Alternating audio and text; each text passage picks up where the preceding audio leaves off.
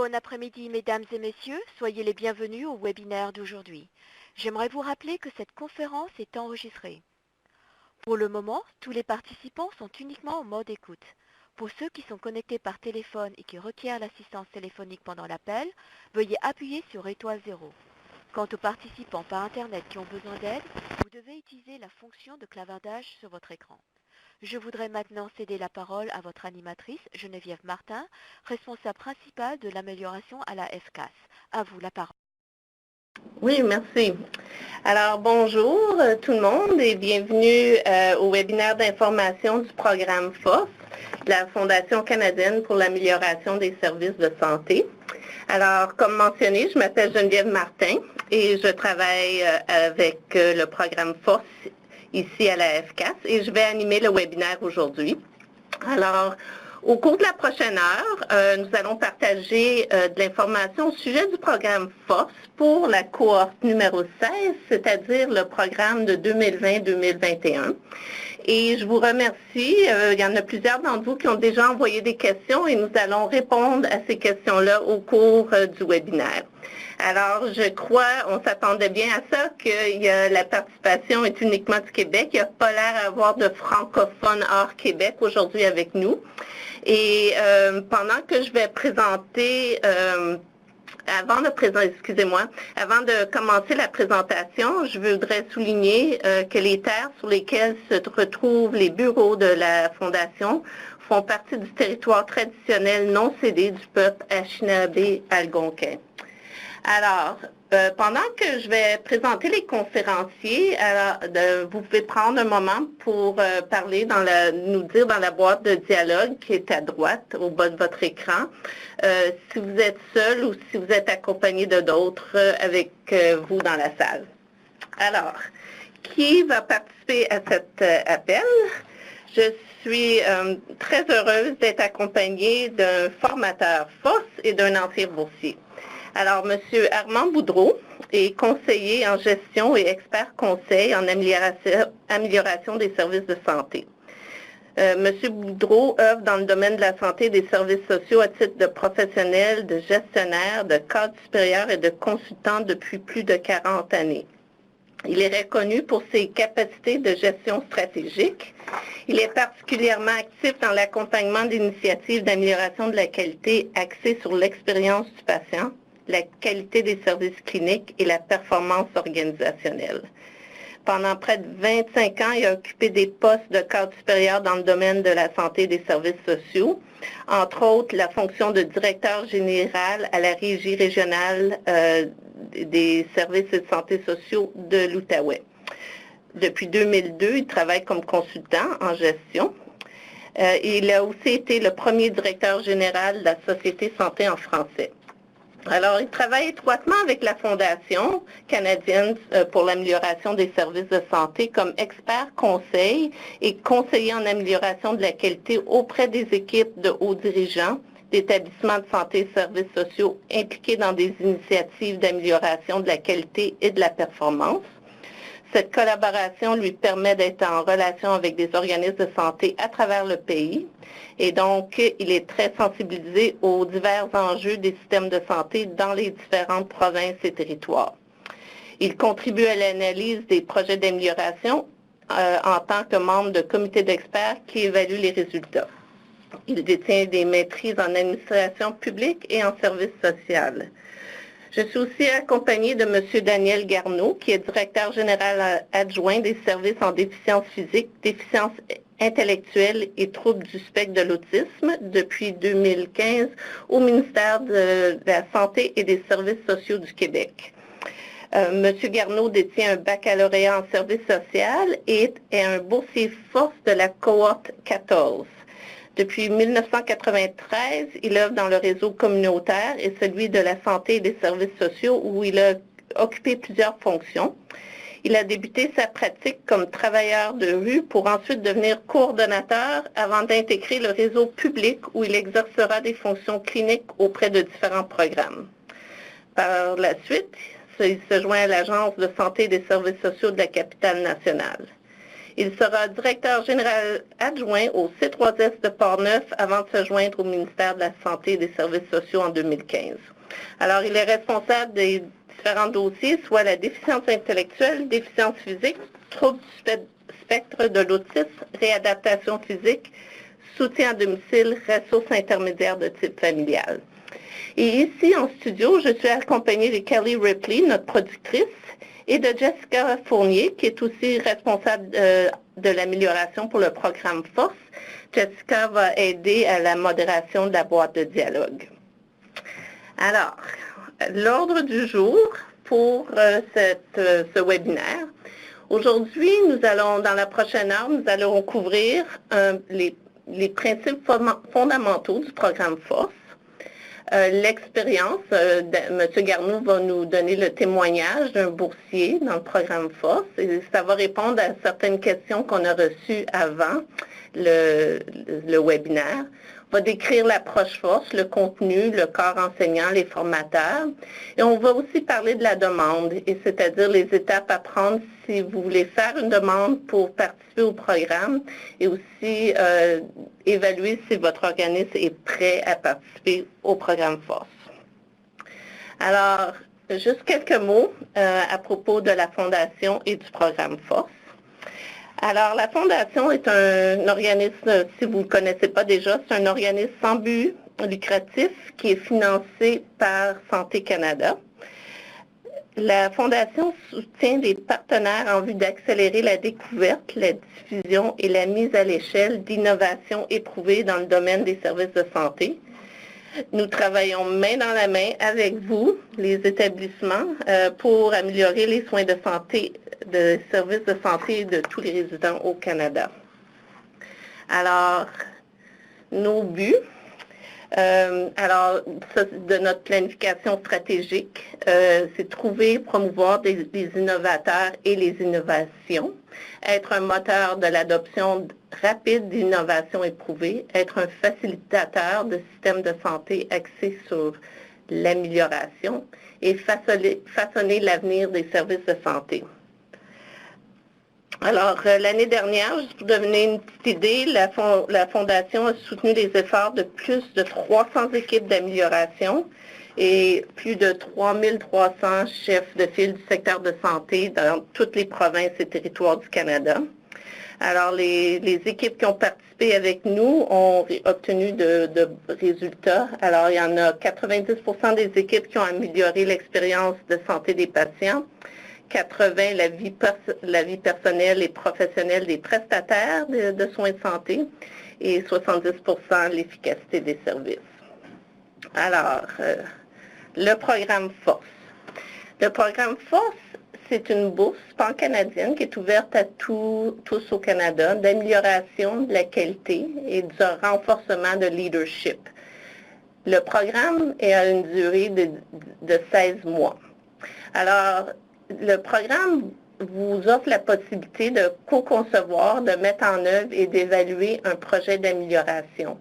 C'est-à-dire que tout en offrant un développement professionnel au niveau des capacités de leadership de l'individu et aussi la capacité organisationnelle, il y a aussi une composante d'un projet d'amélioration qui est aligné sur les priorités stratégiques de votre établissement, de la région, de la province où vous êtes.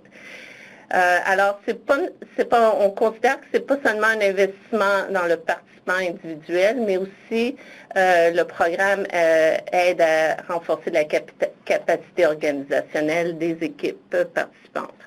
Alors, c'est un programme qui permet de réaliser des améliorations fondées sur des données probantes et qui vont atteindre les 4 buts de l'amélioration, c'est-à-dire l'expérience vécue des usagers, des proches, le renforcement de la santé de population, améliorer la vie professionnelle des prestataires de soins et aussi optimiser les ressources. Alors, les boursiers, en participant au programme FORCE, améliorent leurs compétences en leadership. Ils font partie d'un réseau pan-canadien d'anciens boursiers. Alors, on est rendu à peu près 450 hauts dirigeants qui ont participé dans le passé. Reconnu diplômé d'un programme de leadership qui est en vigueur depuis 15 ans. Alors, c'est pour ça que c'est la cohorte 16 qui s'en vient. Reçoivent, pendant le programme, recevez un encadrement et des conseils pratiques de la part d'enseignants, de formateurs experts, et on va revenir un peu plus en détail tout à l'heure sur ça. Et vous profitez des ressources qu'on a offertes à travers le programme Force et qui sont subventionnés par la Fondation.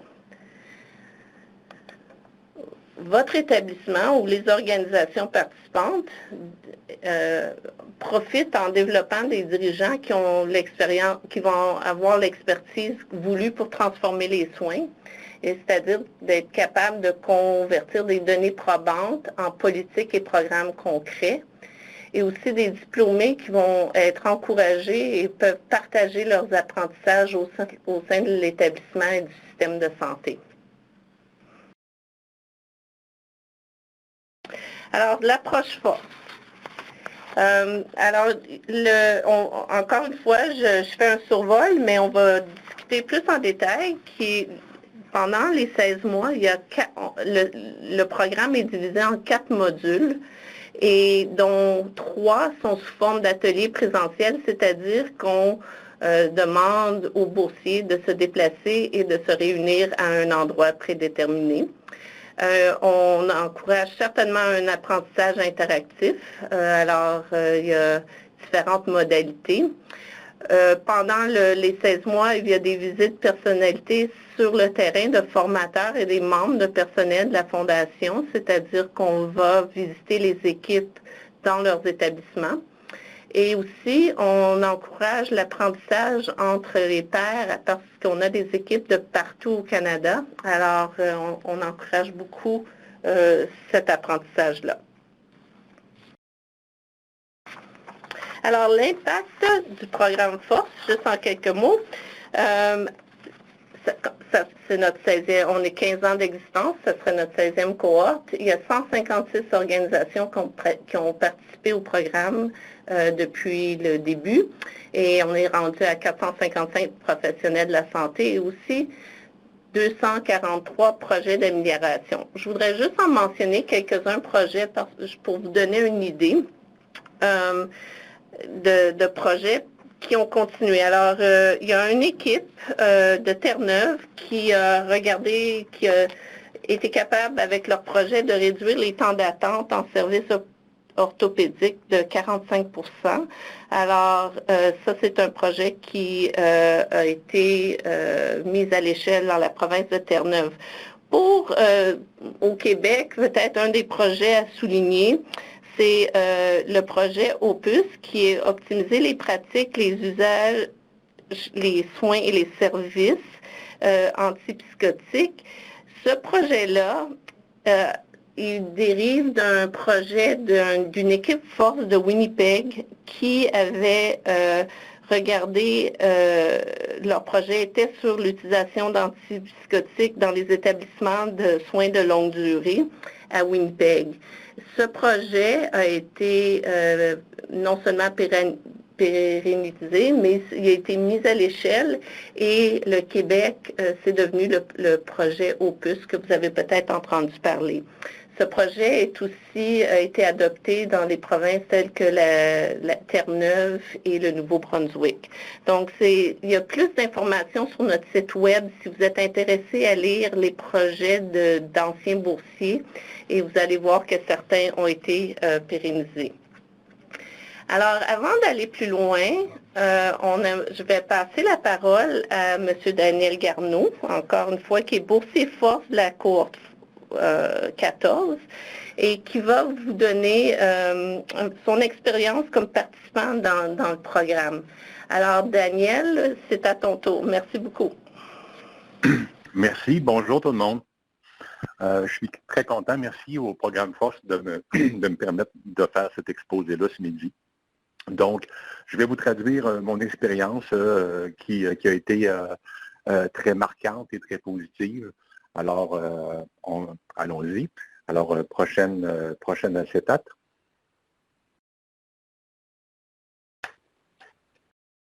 Alors, certains éléments, j'avais envie de vous partager ce midi.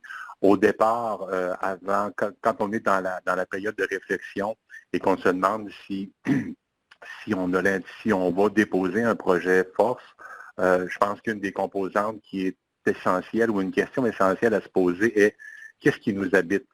Dans le sens, qu'est-ce qui nous motive ou c'est quoi la motivation, l'intérêt que l'on a pour le projet qu'on veut réaliser. Et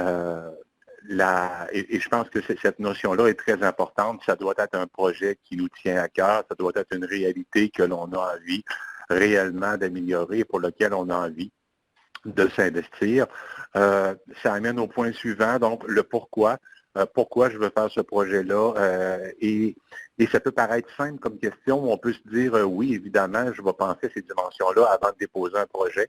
Mais l'expérience force nous permet tellement d'approfondir et d'aller loin dans comment on articule les changements et comment on réalise notre projet, qu'avoir un point de départ et un ancrage solide sur qu'est-ce qui nous habite, sur le pourquoi, c'est très important.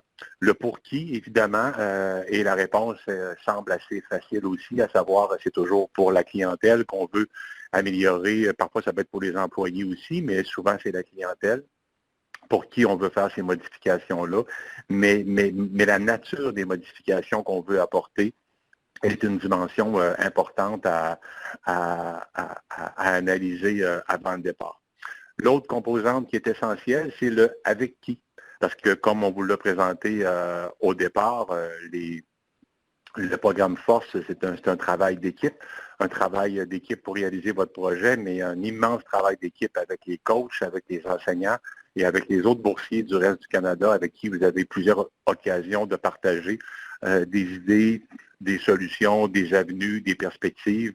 Et tout ça est très, très riche, mais à la base, l'équipe avec qui vous allez réaliser ce projet-là, les collègues que vous allez identifier, que vous allez choisir, c'est aussi une dimension très importante parce que on en parlera plus tard, mais ça prend beaucoup d'humilité pour faire le programme Force, ça prend beaucoup d'ouverture, ça prend beaucoup de flexibilité.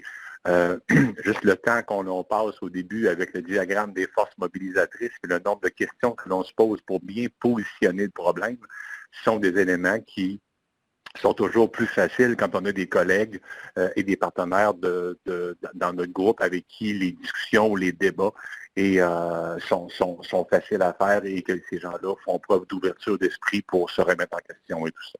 Donc, dernier élément, ça peut vous paraître drôle, ne pas se demander si on a le temps.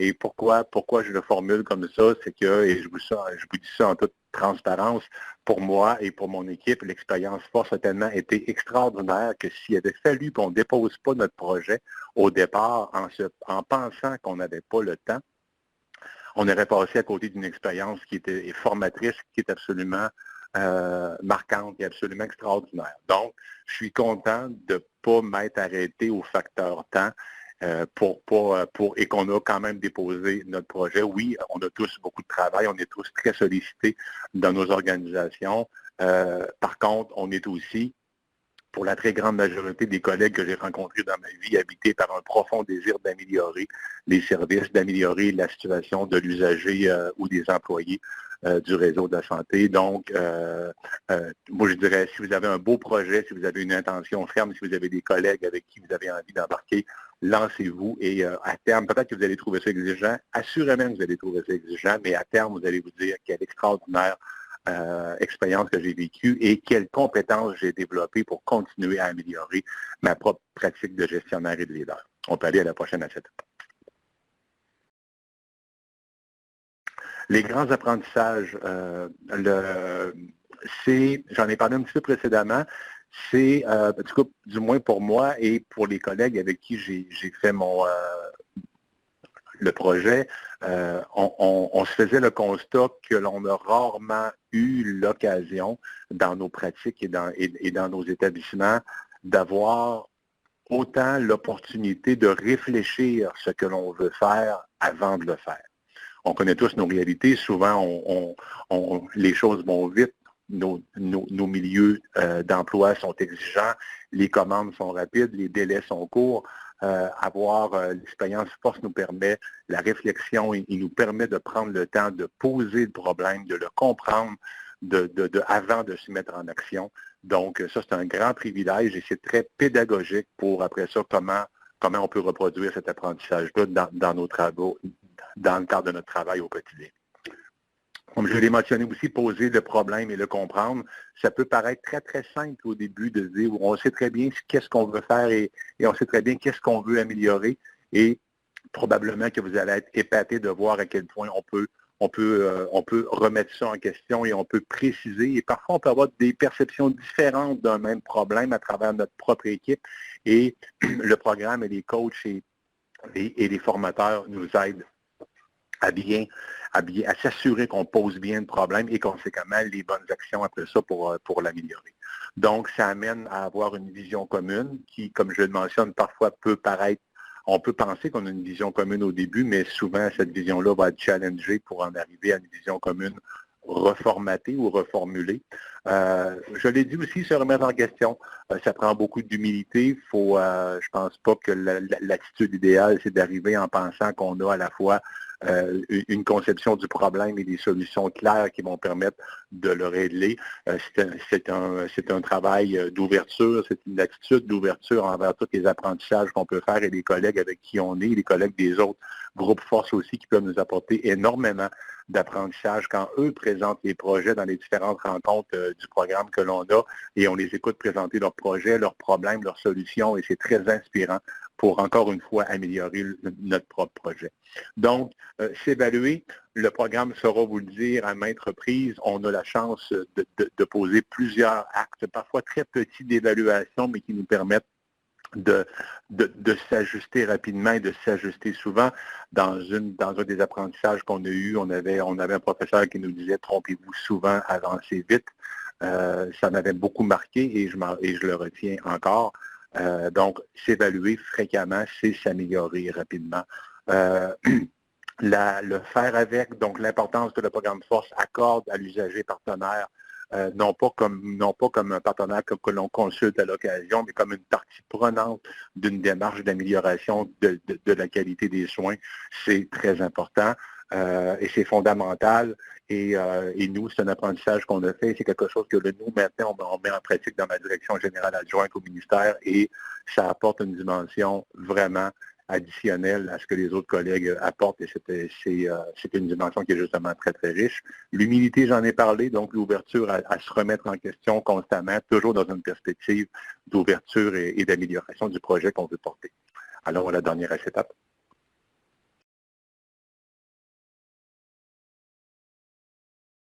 Alors, les ingrédients essentiels pour que le projet soit une réussite, premièrement, que la haute direction de notre organisation, peu importe dans quel établissement on travaille, soit partie prenante de ce projet-là, parce que ça prend leur appui, ça prend leur vision, mais ça prend aussi leur ouverture à ce que l'on modifie nous-mêmes des choses dans le cadre du programme Force et après le programme Force pour justement profiter de plusieurs apprentissages.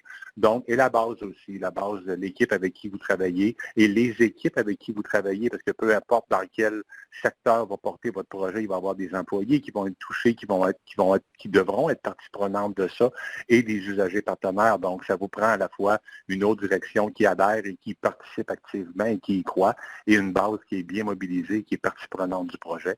La qualité du programme et le niveau d'expertise, évidemment, la réussite de votre projet ou l'avancée de votre projet va être grandement teintée par l'ensemble de la qualité du programme, de l'accompagnement qui nous est offert, de tous les moyens qu'ils prennent et qu'ils mettent à notre disposition pour qu'on puisse s'améliorer. Et le haut niveau d'expertise, c'est les apprentissages des professeurs, les coachs qui nous accompagnent sont des gens de haut calibre, des gens qui sont hautement qualifiés pour nous accompagner. Et tout ça, ça m'a grandement épaté. Non pas que j'en doutais, mais j'ai pu constater à quel point c'était des gens qui étaient humbles, qui étaient disponibles, qui étaient simples, qui étaient faciles d'approche, en même temps avec des bagages incroyables, des conseils incroyables, Puis beaucoup d'humilité et ces gens-là aussi est très facile d'approche et de contact très facile. J'en ai fait allusion aussi, le coaching que l'on a, parce que quand on est une équipe force, on a un coach qui nous accompagne pendant ces 14 mois-là. Donc, encore une fois, ces coachs-là, et M. Boudreau en est un, sont grandement utiles parce que au-delà des enseignants qu'on a dans nos séminaires et dans nos rencontres, le coach, tout au long de l'année, est présent avec nous et nous accompagne et nous permet différentes rétroactions qui sont très pertinentes et très pédagogiques. L'évaluation, les projets que l'on fait doivent être soumis à des processus d'évaluation qui nous donnent une rétroaction essentielle pour qu'on puisse objectiver qu'est-ce qui a vraiment été des facteurs de réussite et de changement dans notre projet. Et je l'ai mentionné aussi tantôt, je repasse plus rapidement, mais la flexibilité. Donc, ça nous prend comme membre d'équipe et comme organisation beaucoup de flexibilité parce qu'on a, et vous le savez sûrement, peu importe le projet qu'on réalise, c'est assez rare qu'un projet se réalise exactement comme on l'avait planifié. En cours de route, différents éléments peuvent survenir pour lesquels on se doit d'être agile, on se doit de pivoter, on se doit de réagir, toujours en gardant les objectifs du projet, mais parfois en empruntant des chemins de travail qui sont utiles à l'atteinte de nos objectifs. Alors, vous aurez probablement compris ou senti dans mon propos à quel point ça a été une expérience qui a été très intéressante, très mobilisatrice et tellement formatrice. Je souhaite avoir pu contribuer à vous convaincre dans votre décision de participer à cette grande aventure-là. Merci. Merci beaucoup, M. Garneau, pour cette contribution. Et si vous pouvez rester en ligne, alors si les participants du webinaire ont des questions, s'il vous plaît, les poser dans la boîte de dialogue et on va y revenir d'ici peu. Alors, je vais maintenant passer la parole à M. Armand Boudreau, notre formateur principal du programme Force, et qui va aussi vous décrire un petit peu plus le programme et la contribution, le soutien offert par les enseignants et les formateurs. Alors, Armand, à toi la parole. Alors, merci beaucoup. D'abord, je veux remercier Daniel pour ce très beau témoignage. C'est très réfléchi, évidemment, sur le programme Force, et puis on sent encore toute la passion qui t'anime, mais c'est très réfléchi aussi par rapport à notre réalité comme gestionnaire dans le système et comment c'est pas toujours facile, mais comment le programme Force peut nous aider à mitiger parfois toutes les pressions qui nous entourent comme hauts dirigeants dans le système. Je commence cette section-là sur l'apprentissage par vous parler d'abord d'un outil très particulier qui a été développé à la Fondation. Ce sont les 6 leviers de l'amélioration des services de santé. Geneviève a parlé du fait que l'objectif du programme Force n'est pas seulement que de l'apprentissage individuel et d'équipe, mais c'est aussi un objectif d'améliorer les capacités pour une organisation, pour améliorer les services, évidemment, mais aussi améliorer sa performance. Alors, la Fondation a donné un mandat à 2 chercheurs, dont vous connaissez certainement Jean-Louis Denis, de l'Université de Montréal, et Ross Baker, de l'Université de Toronto, qui sont allés voir à travers le monde des organisations qui étaient performantes, et à partir de ça, ils ont en fait résumé les caractéristiques de ces organisations-là qui faisaient en sorte qu'ils étaient performants dans les améliorations qu'ils voulaient apporter et dans la gestion du changement. Alors, vous les voyez devant vous, je vais passer très rapidement, ça va vous être discuté beaucoup dans le premier module et puis par la suite aussi, mais les 6 leviers, c'est que lorsque les gestionnaires et les prestataires de première ligne sont impliqués, ça ajoute beaucoup à notre capacité d'améliorer les choses, se concentrer sur les besoins de la population, donc être d'abord engagé vers cette population-là, avoir des données probantes par rapport à ça et de viser une amélioration. Élaborer des politiques et des mesures incitatives, donc ce n'est pas juste une question d'une équipe ou d'un groupe à l'intérieur, mais c'est l'organisation dans son ensemble qui doit se donner des politiques et des mesures qui sont favorables à l'amélioration. Il faut renforcer la capacité organisationnelle dans tous ces aspects-là, en se donnant des moyens, en se donnant des structures internes pour le faire. L'autre élément, c'est de mobiliser les patients et les citoyens. Vous savez probablement comme moi, et je pense que c'est très présent au Québec avec toute la mise en place des infrastructures pour favoriser la participation des patients partenaires. C'est un aspect qui, selon les recherches, a démontré que ça a un impact très, très positif sur l'amélioration des services de santé. Évidemment, le dernier levier, c'est un levier d'utiliser les données probantes, donc des données de recherche, bien sûr, des données sur la consommation des services, des données de santé publique, donc utiliser ces données probantes-là pour améliorer les services. Donc, cette approche-là ou ce modèle-là des 6 leviers d'amélioration va être très présent durant l'ensemble de la formation qu'on va vous présenter. Prochaine acétate, s'il vous plaît.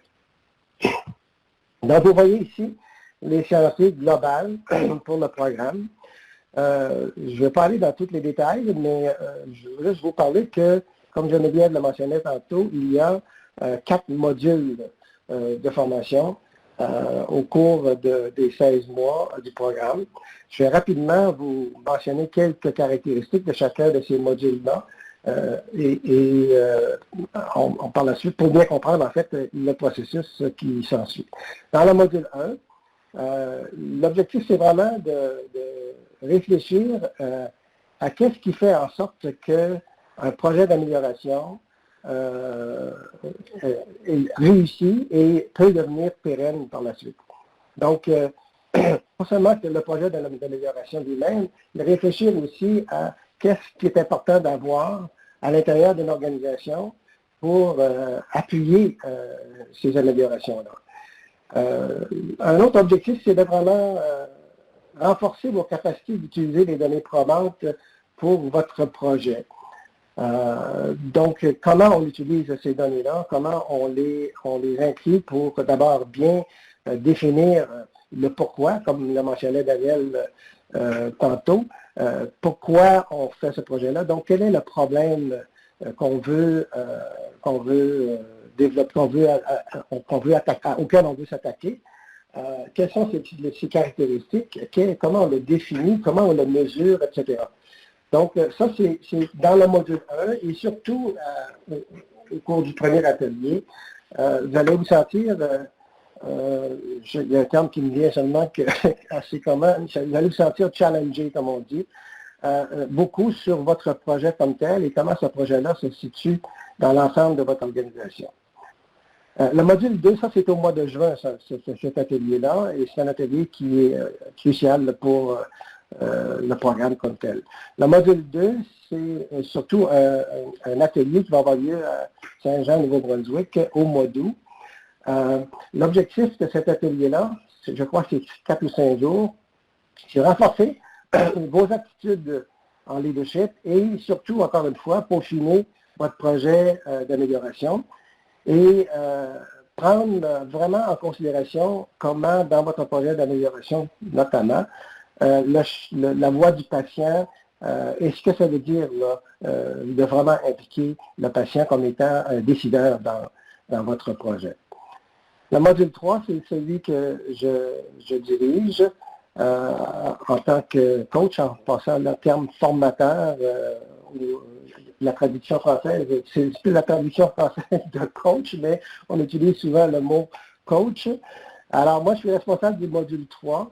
Et le module 3 se fait surtout par des webinaires, mais aussi c'est là où va avoir lieu la visite de site avec une personne responsable de la fondation aussi qui accompagne chacun de vos coachs dans cette visite-là où on rencontre le PDG de vos organisations et au moins certains membres importants là, de la haute direction de votre organisation qui peuvent avoir un impact sur votre projet.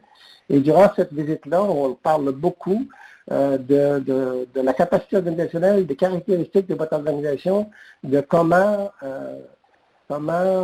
votre organisation peut appuyer votre projet d'amélioration. Bon, Donc, à partir dans ce module-là aussi, ce qu'il faut vraiment s'assurer, c'est de mettre en œuvre le projet d'amélioration et d'accélérer les progrès. Donc, identifier le plus tôt possible, en fait, et mobiliser les équipes sur le terrain, on les appelle les équipes d'implantation. Vos projets d'amélioration, ce ne sont pas des projets d'une équipe de hauts dirigeants, c'est des projets d'une équipe de hauts dirigeants qui dirigent, en fait, des équipes sur le terrain. Donc, on travaille beaucoup sur le plan de mise en œuvre avec des étapes, des jalons, et on essaie aussi d'aborder toutes les questions de plan d'essai. Donc, pour apporter des changements, on fait de petits changements, on fait du testing avec les équipes d'implantation sur le terrain et on ajuste. Donc, ça, c'est pour le module 3. Le module 4, qui va être surtout de février à octobre. En février, il y a un atelier qui va avoir lieu. Cette année, je pense que le lieu n'est pas encore déterminé. On songe, je pense, à la Ville de Québec, mais de toute façon. L'objectif de ce module 4-là, c'est vraiment de se concentrer sur la diffusion et la pérennité de votre projet. Donc, on va travailler beaucoup sur comment élaborer un plan de diffusion, comment on prépare la mise à l'échelle d'un projet comme celui-là. Donc, et s'assurer que vous avez bien considéré et que vos dirigeants sont bien conscients des impacts que votre projet peut avoir sur la capacité organisationnelle. Évidemment, c'est dans ce module-là aussi qu'on fait des liens beaucoup sur toutes les caractéristiques de systèmes qui sont performants. Alors, voilà pour l'échéancier dans son ensemble. Si vous pouvez passer à la prochaine étape, s'il vous plaît. Donc, comme je l'ai laissé entendre un peu, c'est le programme Force offre son programme de diverses façons. D'abord, il y a des ateliers, il y en a 4 au total. Ce sont des ateliers présentiels auxquels participent tous les membres de l'équipe Force pour encourager l'apprentissage entre pairs, évidemment. Il y a beaucoup de travail qui se fait entre les différentes équipes, le partage du savoir et des occasions, d'appliquer les modalités pratiques. Donc, l'emphase est beaucoup sur le fait que vous allez apprendre autant de vos collègues, des autres équipes et de vos propres équipes que vous allez apprendre des personnes ressources. Donc, c'est très, très interactif. Les visites de site, j'en ai parlé tantôt. Les appels d'encadrement ou de coaching. Donc, chaque équipe a un coach ou un formateur attitré, qui est attitré, pour obtenir du soutien et des conseils tout au long du programme. Puis, également, les équipes ont accès à d'autres formes d'encadrement adaptées à leurs besoins. Ici, par exemple, il y a des personnes ressources qui ont présenté dans le programme qui pourrait vous aider davantage de façon beaucoup plus concrète. Ces gens-là, ces membres de la faculté seront disponibles pour vous aussi. Il y a toute une série de webinaires aussi interactifs ou forums de discussion au cours du programme qui abordent des sujets qui sont pertinents pour soutenir le perfectionnement du leadership, la mise en œuvre de votre projet, beaucoup, et les changements au sein du système. Alors, beaucoup d'emphase sur la gestion du changement, comment on gère ces changements-là, quelles sont les difficultés rencontrées, comment on peut mitiger, développer des stratégies, en fait, pour faire face aux différents obstacles. Donc, il y a aussi c'est important, il y a une plateforme d'apprentissage qui est en ligne, donc des outils, des lectures, des activités qui sont mises à votre disposition dans un dépôt central de documents sécurisé afin de compléter les webinaires et les ateliers présentiels.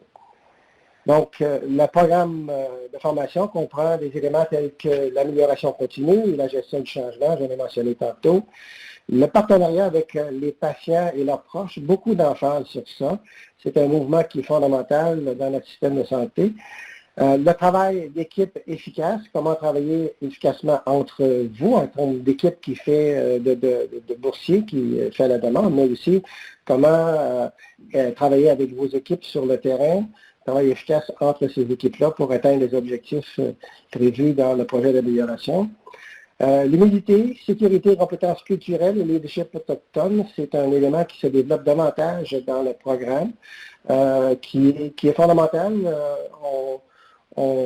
C'est une partie qui fait en sorte qu'on peut mieux réfléchir sur qu'est-ce qui fait en sorte que comme organisation, comme personne dans une société, on a été privilégié comparativement à d'autres qui sont beaucoup plus vulnérables, dont le peuple autochtone. Le programme fait beaucoup allusion, évidemment, à la pérennité, à la diffusion et à la mise à l'échelle. Alors, prochaine étape, s'il vous plaît. Alors, je vais passer rapidement. Il y a un comité consultatif. Vous avez les noms à l'écran. Ce comité-là a pour responsabilité de fournir des conseils au programme dans son ajustement par rapport aux réalités sur le terrain qu'eux peuvent reconnaître. Et c'est aussi ce comité-là qui va faire l'évaluation des demandes des propositions comme candidat que vous allez faire. Prochaine acétate.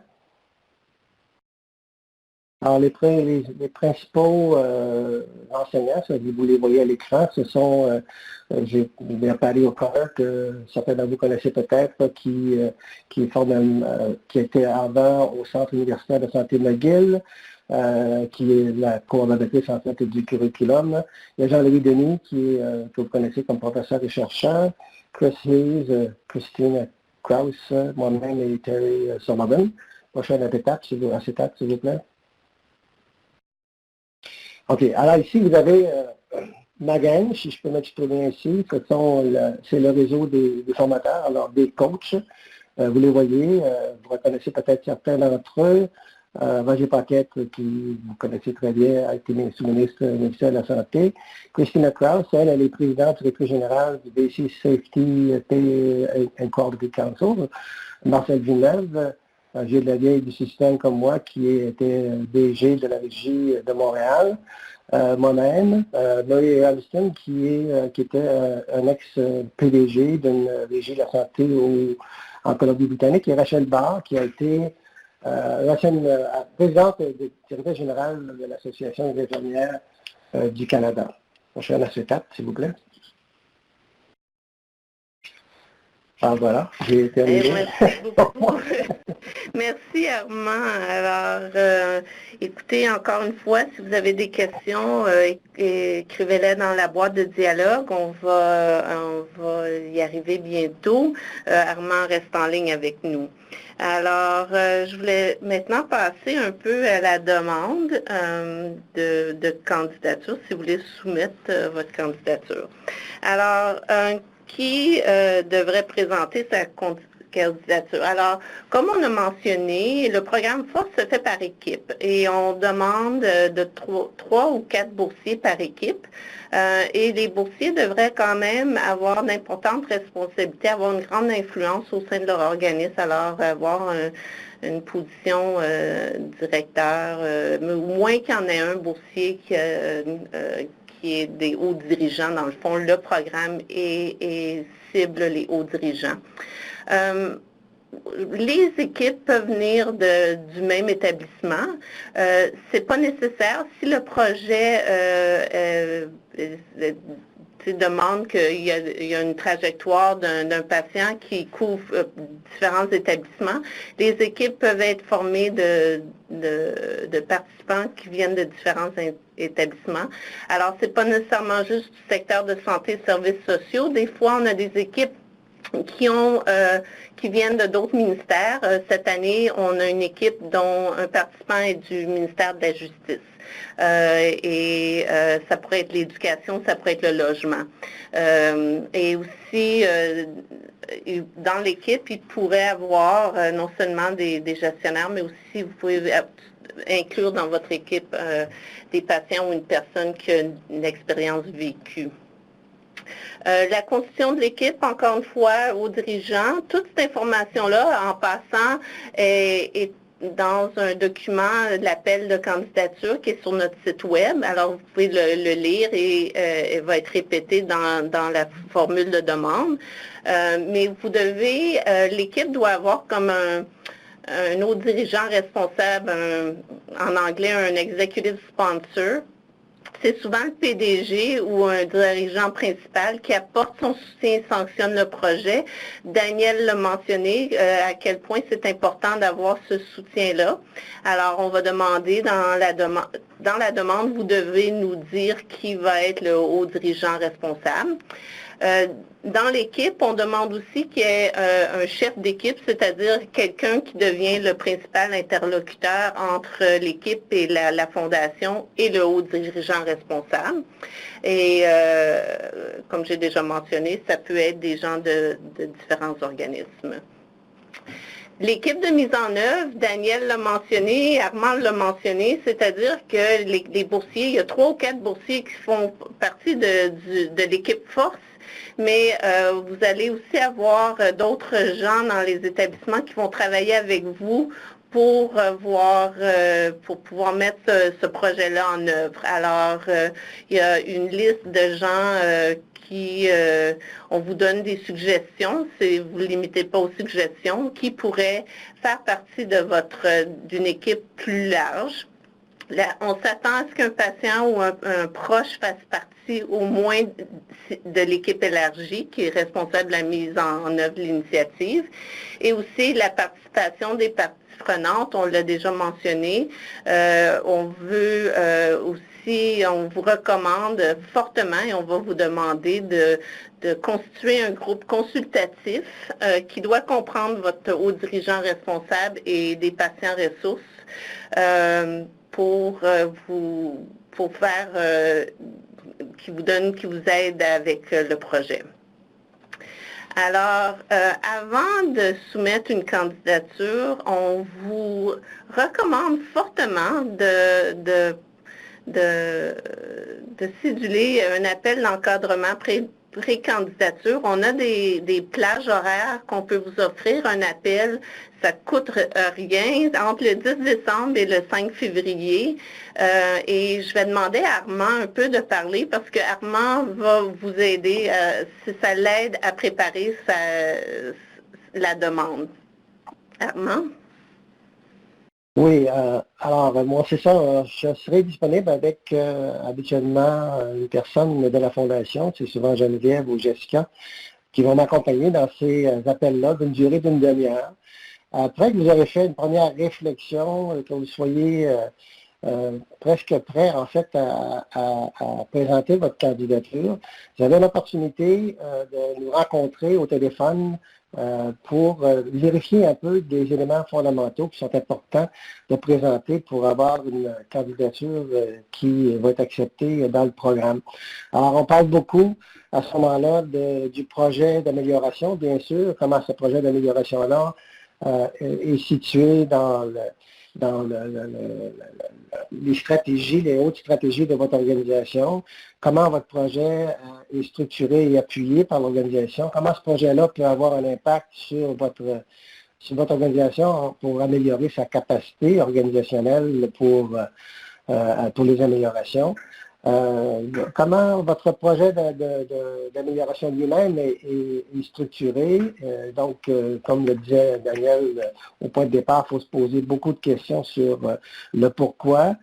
Donc, quel est le problème qu'on veut solutionner? Quelles sont les données qu'on a à notre disponibilité pour nous aider à bien comprendre quel est ce problème-là? Parce que très souvent, dans les présentations ou dans les demandes, les applications qui sont faites, on présente des solutions toutes faites sans nécessairement avoir une compréhension assez complète de c'est quoi le problème. Donc, ces appels-là sont d'une demi-heure et ils sont disponibles, je pense, entre le 10 décembre et le 5 février au téléphone. Merci Armand. Alors,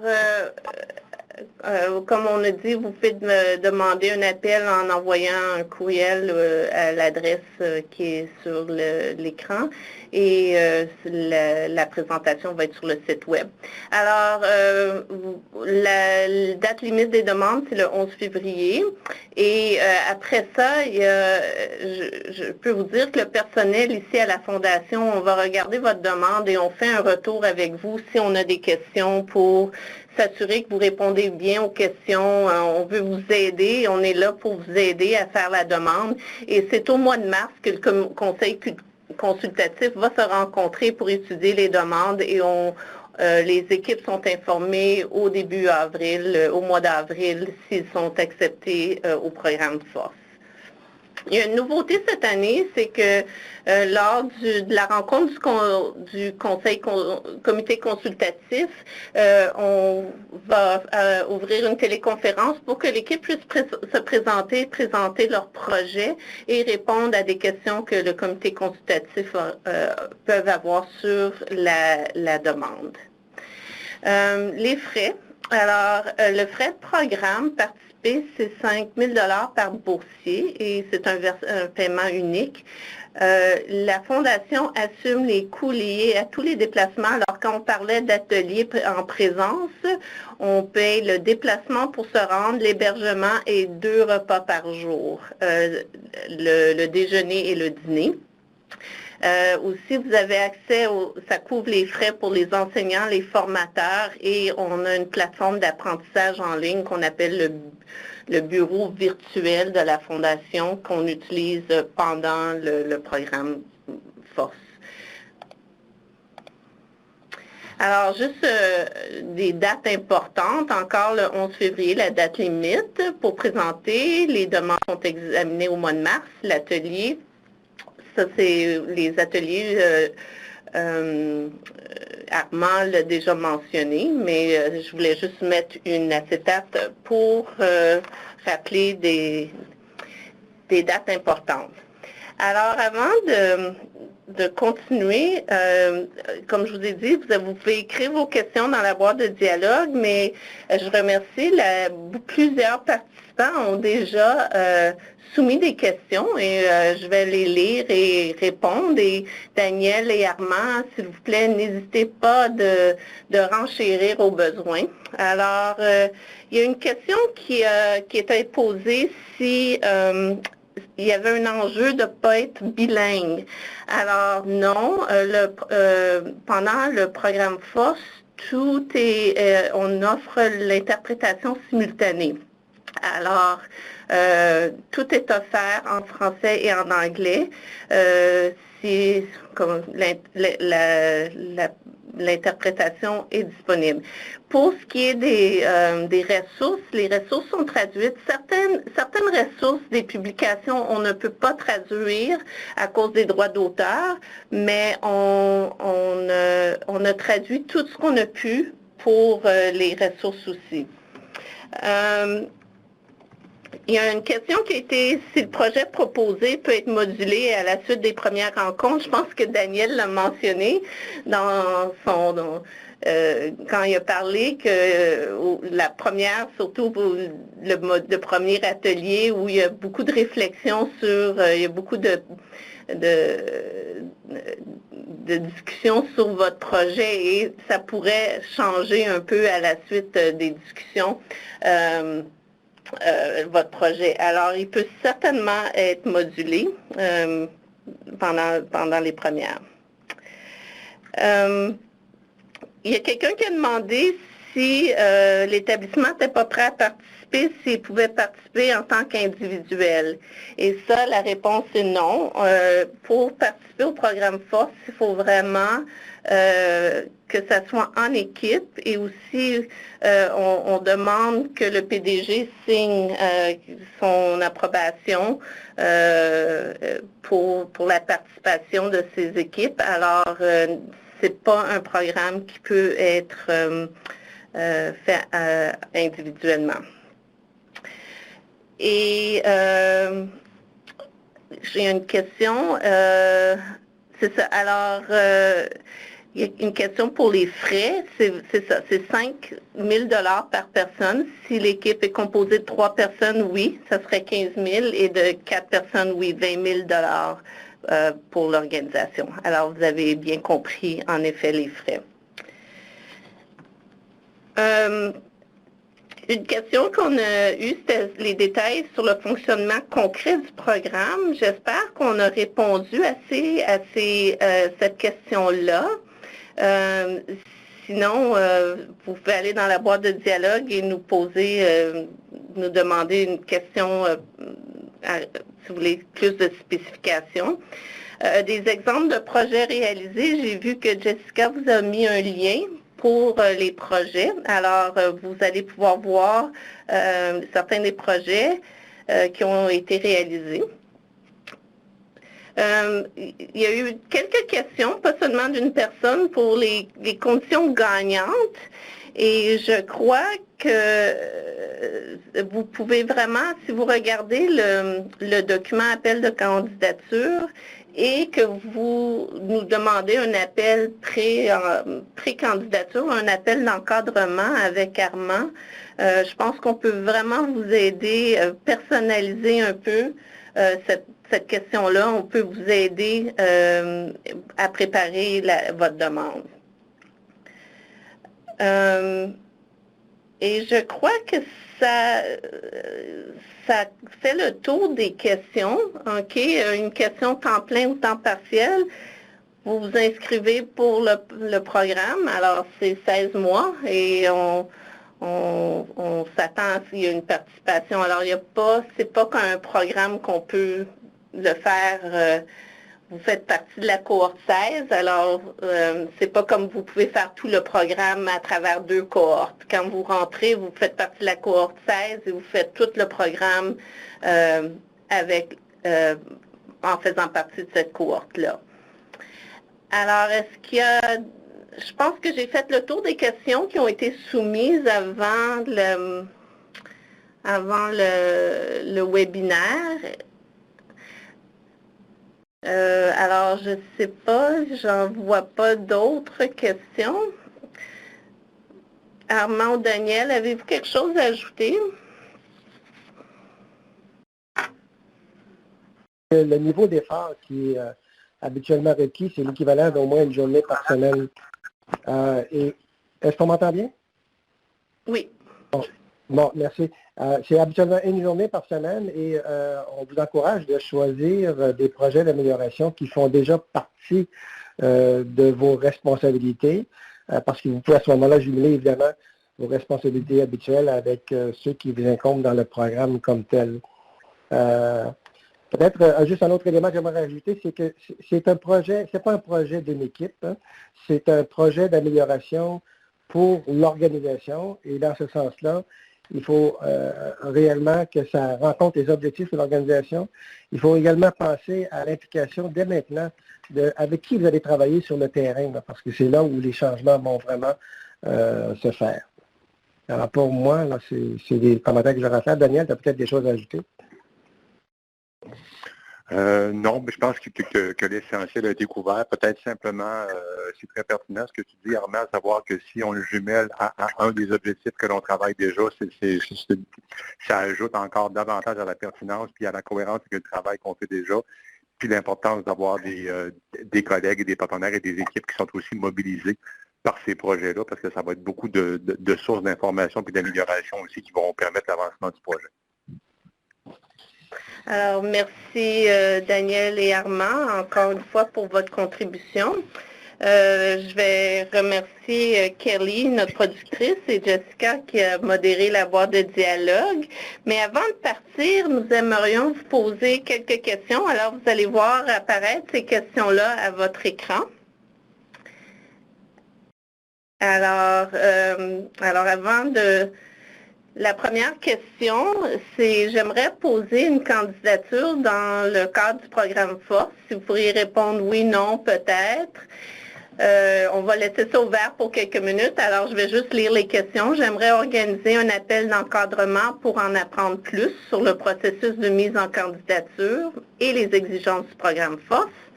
La troisième question, pouvons-nous communiquer avec vous pour discuter plus amplement du programme FOSS?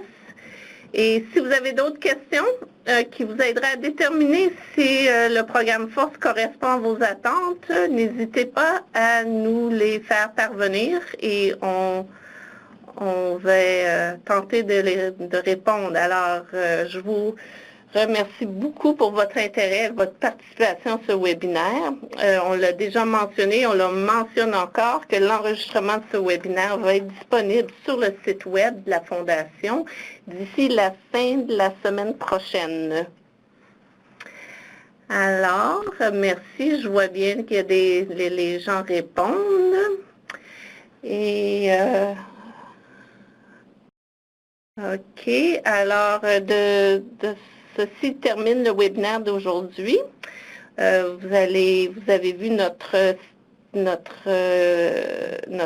adresse courriel à plusieurs reprises sur la présentation. N'hésitez pas à nous contacter pour toute question ou appeler le numéro de la Fondation et l'appel va nous être acheminé avec plaisir. Alors, sur ce, je vous souhaite une bonne fin de journée et une bonne fin de semaine. Merci beaucoup. Merci Armand et Daniel. Mesdames et messieurs, ceci conclut la conférence du jour. Nous vous remercions de votre participation. Vous pouvez à présent raccrocher. Excellente journée.